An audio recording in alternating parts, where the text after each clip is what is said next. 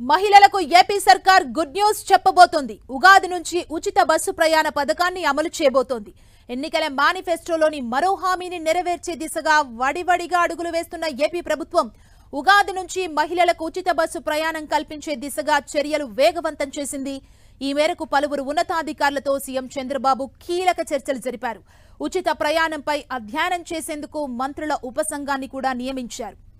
సంక్రాంతి నుంచే ఉచిత బస్సు ప్రయాణ పథకాన్ని అమలు చేస్తారంటూ వార్తలొచ్చినా దానిపై ఇంకా నివేదిక రాలేదు. ఈ నేపథ్యంలో ఉగాది నుంచి మహిళలకు ఉచిత బస్సు ప్రయాణ పథకం అమలు దిశగా ఏపీ ప్రభుత్వం అడుగులు వేస్తోంది.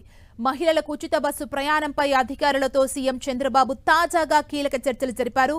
ఈ సమావేశంలో రవాణా శాఖ మంత్రి Mandipalli Ramprasad Reddy, RTC MD, DGP, RTC ఉన్నతాధికారులు పాల్గొన్నారు.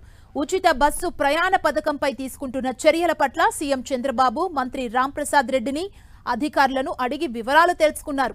ఉచిత బస్సు ప్రయాణం అమల్లో ఉన్న రాష్ట్రాల్లో పరిస్థితులను అధ్యయనం చేస్తామని అధికారులు ముఖ్యమంత్రితో చెప్పారు. కర్ణాటక, తెలంగాణ, ఢిల్లీలో అధ్యయనం చేసి నివేదిక ఇస్తామని తెలిపారు. దీనిపై సాధ్యమైనంత త్వరగా సమగ్ర నివేదిక అందించాలని సీఎం చంద్రబాబు అధికారులకు స్పష్టం చేశారు. ఉగాది నాటికి పథకం అమలు జరిగేలా కార్యాచరణలో వేగం పెంచాలని నిర్దేశించారు.